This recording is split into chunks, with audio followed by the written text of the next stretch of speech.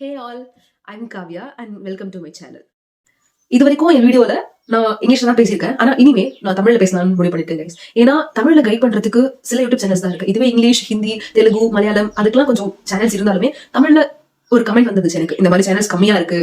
And நானும் search பண்ணேன், ரொம்ப கம்மியாவே இருக்கு. லைக் ஆஸ்பிரன்ஸ் படிச்சுட்டு இருக்க ஆஸ்பிரன்ஸ் வந்து கம்மியான வீடியோஸ் அண்ட் சேனல் தான் வச்சிருக்காங்க. ஸோ இனிமே நான் வந்து தமிழ்ல பேசலாம் அப்படின்றத முடிவு பண்ணிருக்கேன் guys. இந்த வீடியோ நம்ம எதை பத்தி பார்க்க போறோம்னா, ஆஸ் அ பிகினர் நீங்க எப்படி ப்ரிப்பேர் ஆகணும் and strategies that I followed to clear prelims. As ஆக்சுவலா பேங்கிங் எக்ஸாம் படிக்க வரவங்க 2 டைப்ஸ் இருப்பாங்க. ஃபர்ஸ்ட் ஒன், காலேஜ் முடிச்சுட்டு ஸ்ட்ரெயிட்டா வந்து பேங்கிங் எக்ஸாம் நம்ம வந்து எக்ஸாம் கிளியர் பண்ணலாம் அப்படின்ற ஒரு ஐடியா வருவாங்க. இன்னொரு டைப் வந்து ஆல்ரெடி ஒரு ஒர்க் போயிட்டு இருந்துட்டு then they will drop out and start preparing. அவங்க இருக்காங்க. 2 டைப்ஸ் இருக்கா.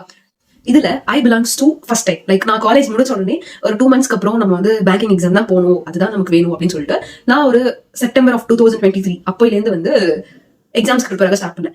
அப்ப நான் பண்ண மெயின் மிஸ்டேக் என்னன்னா, ஆல்ரெடி படிச்சுட்டு இருக்கவங்க இல்லைன்னா வந்து சுத்தி இருக்கவங்க என்ன சொல்லுவாங்கன்னா, நீ வந்து காலேஜ் முடிச்ச உடனே ஜாயின் பண்ணிட்ட, லைக் படிக்க ஸ்டார்ட் பண்ணிட்ட, அதனால உனக்கு நிறைய டைம் இருக்கு, நீ பொறுமையா படிச்சா போதும் அப்படின்ற மாதிரி சொல்லுவாங்க. That is the mistake where I got stuck. Okay, நானும் வந்து பிலீவ் பண்ண ஆரம்பிச்சேன். லைக் நமக்கும் கொஞ்சம் டைம் இருக்கு, இப்பயே நம்ம வந்து சீக்கிரமாவே வந்துட்டோம், காலேஜ் முடிச்ச உடனே நம்ம வந்து படிக்க வந்துட்டோம், ஸோ நமக்கு டைம் இருக்கு அப்படின்றது நான் வந்து பிலீவ் பண்ண ஆரம்பிச்சேன். ஸோ வந்து நான் என்னோட ப்ரிப்பரேஷன் வந்து கொஞ்சம் ஸ்லோ டவுன் ஆச்சு.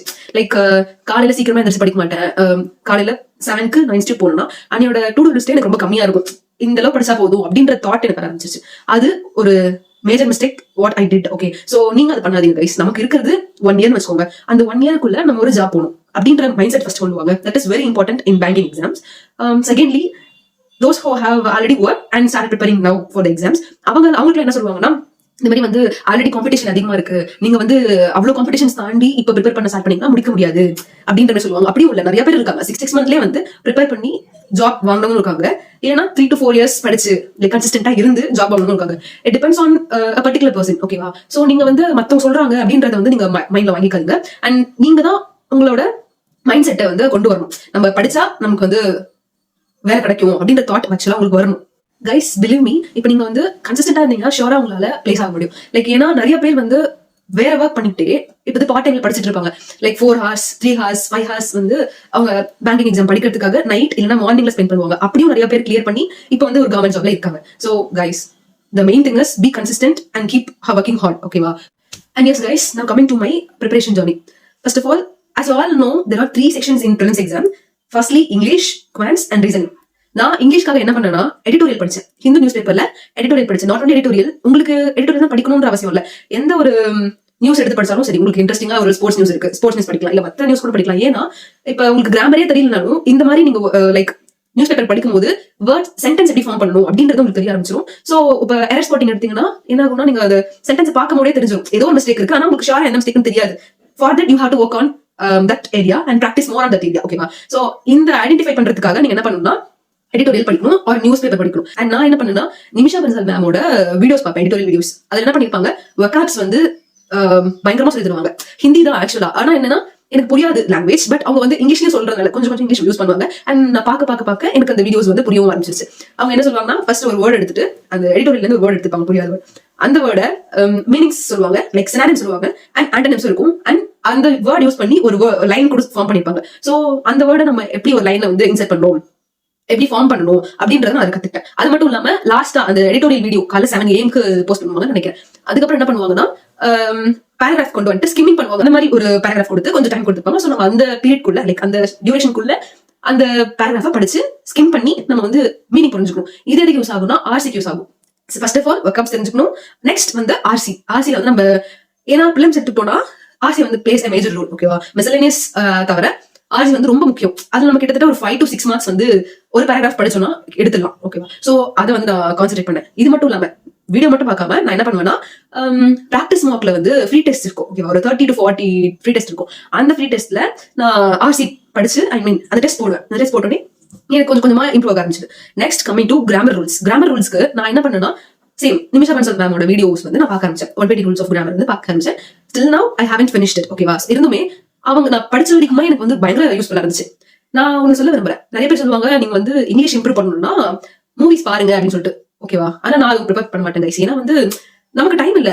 we have to get placed within 1 year. ஓகேவா? சோ இதுக்கு மேல நீங்க வந்து அந்த மாதிரி மூவிஸ் பாக்குறது, சீரிஸ் பாக்குறது அப்படிலாம் பண்ணாதீங்க. நீங்க ஜஸ்ட் இந்த மாதிரி வீடியோஸ் பாக்குறது and Abid sir videos for Tamil peoples. Abid sir videos will be very much helpful. ஓகேவா? இது வரைக்கும் முன்னாடி வந்து அண்ட் சிடபிள்யூஜிலயும் இருக்கும் அண்ட் கண்டிஷனல் லாஜிக்ஸ்லயும் வந்து ரீனா மேம் வீடியோஸ் இருக்கு. ஓகேவா? அதுல வந்து 120 rules of grammar Reena ma'am சொல்லி தந்துட்டு இருப்பாங்க. ஒருவேளை உங்களுக்கு நிமிஷா பன்சல் மேம் ஹிந்தியில பேசுறாங்க, அதெல்லாம் நமக்கு செட் ஆகல அப்படின்னு நினைச்சீங்கன்னா ரீனா மேம் வந்து 120 ரூல்ஸ் ஆஃப் கிராமர் போட்டிருப்பாங்க. அந்த வீடியோ பாத்தீங்கன்னா உங்களுக்கு பயங்கர ஹெல்ப்ஃபுல்லா இருக்கும். ஓகேவா? இப்ப இங்கிலீஷ் ஓரா நெக்ஸ்ட் குவான்ஸ்க்கு என்ன பண்ணும் நான் என்ன பண்ண மட்டும் சொல்றேன். ஓகேவா? ஃபர்ஸ்ட் ஆஃப் ஆல் நான் வந்து என்ன பண்ணேன்னா ஒரு பேப்பர்ல கியூப் லைக் 1 to 20 கியூப் வரைக்கும் எழுதி வச்சுக்கிட்டேன். ஸ்கொயர்ஸ் வந்து 1 to 50 வரைக்கும் எழுதி வச்சுக்கிட்டேன். ஓகேவா? ஏன்னா வந்து நம்ம அதெல்லாம் படிச்சாதான் சிம்பிளிஃபிகேஷன்லாம் வந்து ஃபாஸ்டா பண்ண முடியும். ஓகே, நீங்க என்ன பண்ணுங்க, நீங்க ஸ்டடி டேபிள் இருக்கு அப்படின்னா அதுக்கு ஆப்போசிட்ல ஜஸ்ட் இந்த பேப்பரை வந்து பேஸ்ட் பண்ணி வச்சிருங்க. சோ தட் நீங்க வந்து டெய்லியும் வந்து லைட்டா ஒரு டைம் நீங்க படிச்சீங்கனாலே உங்களுக்கு டெய்லி படிக்க உங்களுக்கு மெமரைஸ் ஆகும். இது மட்டும் இல்லாம ஃபிராக்ஷன்ஸ். ஓகேவா? ஃபிராக்ஷன்ஸ் வந்து நீங்க அதுவும் பக்கத்துலயே லைக் ஒரு பேப்பர்லயே நான் ஆக்சுவலா ஒரு ஷார்ட் வீடியோ ஃபர்ஸ்ட் போட்டிருப்பேன். அந்த வீடியோ இதான் சொல்லிருப்பேன், இந்த மாதிரி பேஸ்ட் பண்ணி வச்சுக்கோங்க அப்படின்ட்டு. பாக்கலாம், போயிட்டு பாருங்க. ஓகேவா? அதுதான் ஃபிராக்ஷன், கியூப்ஸ் அண்ட் ஸ்கொயர்ஸ் மூணுத்தையுமே வந்து நீங்க எழுதி ஒரே பேப்பர்லயே எழுதி உங்க ஸ்டடி டேபிள் ஆப்போசிட்ல பேஸ்ட் பண்ணி வச்சுக்கோங்க. இது வந்து பயங்கர ஹெல்ப்ஃபுல்லா இருக்கும் கைஸ்.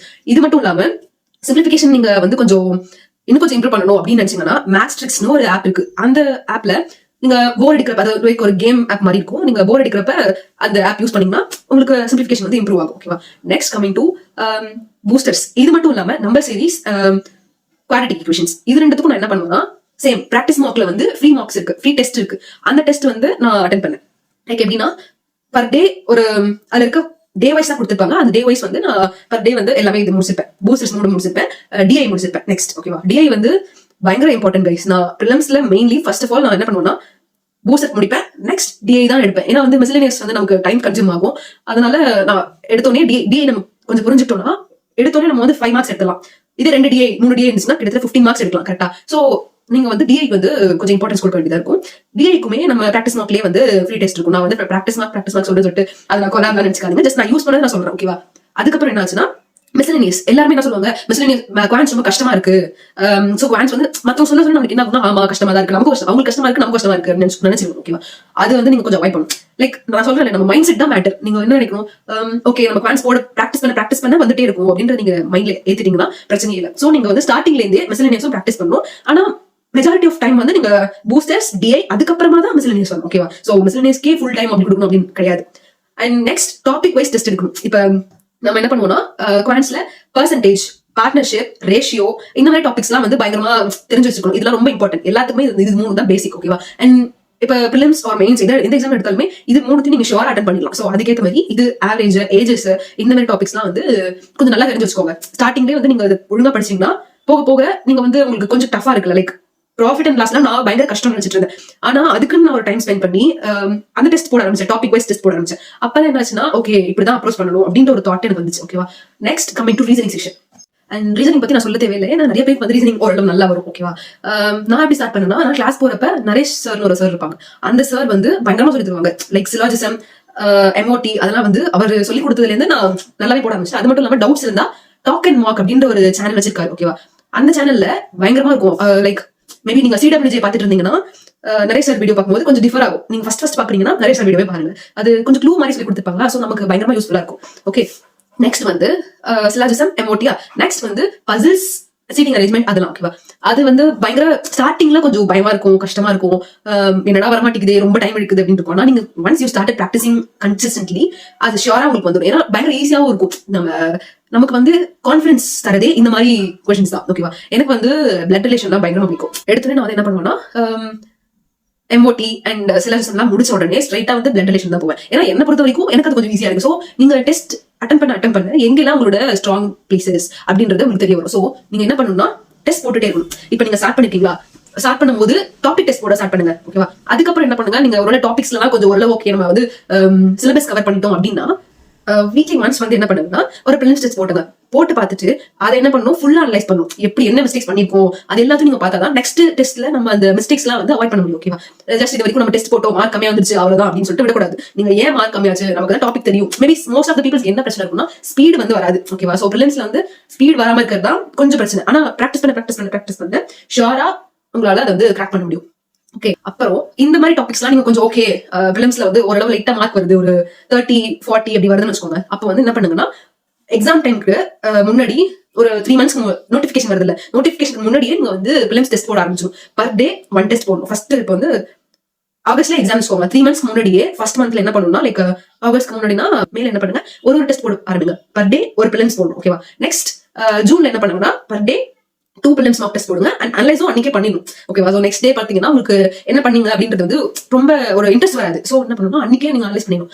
அதுக்கப்புறம் ஜூலை என்ன பண்ணுங்கன்னா 3 டெஸ்ட் போடுங்க. பர் டே 3 டெஸ்ட் போட்டீங்கன்னா இத மாதிரியே நீங்க பிராக்டிஸ் பண்ணிட்டே வந்தீங்கன்னா ஷோரா நீங்க வந்து பிலிம்ஸ் வந்து கிளியர் பண்ணலாம் கைஸ். ஓகேவா? இதெல்லாம் தான் நான் பண்ணேன். ஏன்னா நான் செஞ்சதுனால தான் உங்களால என்னால சொல்ல முடியுது.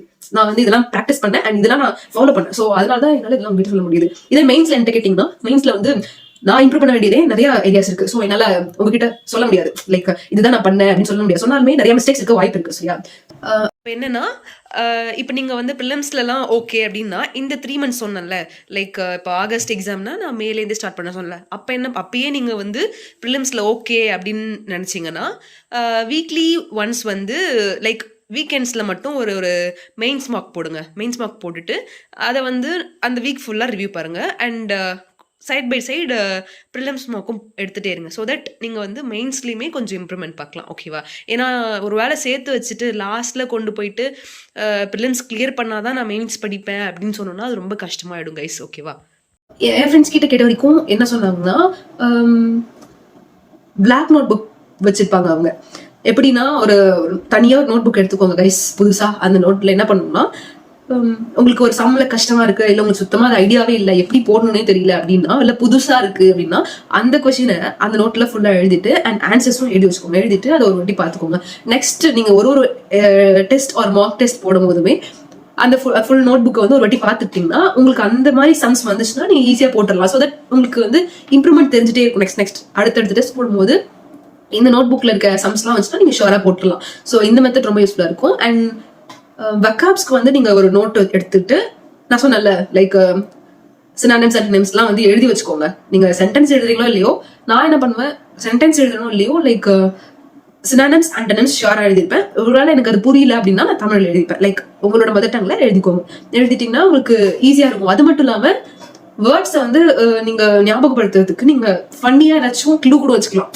இப்போ ஒரு வேர்டு எடுத்துக்கிட்டீங்கன்னா அந்த வேர்ட் ரிலேட்டடா நம்ம விளையாட்டா அதை பேசுவோம்ல, அந்த மாதிரி வேர்ட்ஸ்ல ஏதாச்சும் க்ளூ கூட எடுத்துக்கிட்டு நீங்க ஞாபகம் வச்சுக்கலாம். கைஸ் இன்னொரு முக்கியமான விஷயம் நான் சொல்லணும். என்னன்னா நான் சில வீடியோஸில் என்னோட மார்க்ஸ் சொல்ல மாட்டேன், இல்லைனா என் அட்டம்ப்ட்ஸ் சொல்ல மாட்டேன். அதை பற்றி நான் வந்து வீடியோஸும் போட மாட்டேன். எதனாலனா மேபி நான் அது சொல்கிறதுக்கு கொஞ்சம் கரெக்டாக இல்லை எனக்கு கம்மியாக பண்ணியிருக்கேன், ரொம்ப எனக்கே சாட்டிஸ்ஃபைடு இல்லை அப்படின்னா நான் வந்து அதை அவாய்ட் பண்ணிடுவேன் கைஸ். ஸோ நீங்கள் திருப்பி கேட்குறதுனால எனக்கு கொஞ்சம் அது கஷ்டமாக தான் இருக்குது தவிர ரிப்ளை பண்ணணும் அப்படின்னு தோண மாட்டேங்குது. ஓகேவா? So kindly understand my situation guys. அதான் கைஸ், நான் இந்த வீடியோ உங்களுக்கு யூஸ்ஃபுல்லாக இருந்திருக்கும்னு நினைக்கிறேன். அண்ட் ஒரு வேலை யூஸ்ஃபுல்லாக இருந்துச்சுன்னா லைக் பண்ணுங்க, ஷேர் பண்ணுங்க அண்ட் சப்ஸ்கிரைப் பண்ணுங்க கைஸ். அண்ட் உங்க ஃப்ரெண்ட்ஸ் யாராச்சும் பிகினர்ஸ் இருந்தாங்க, அவங்களுக்கு வந்து எப்படி ஸ்டார்ட் பண்ணணும் அப்படின்றது தெரியலன்னா இந்த வீடியோ வந்து அவங்களுக்கு ஷேர் பண்ணுங்க. That's it guys. Stay consistent, stay hard and keep practicing. See you on the next video. Bye.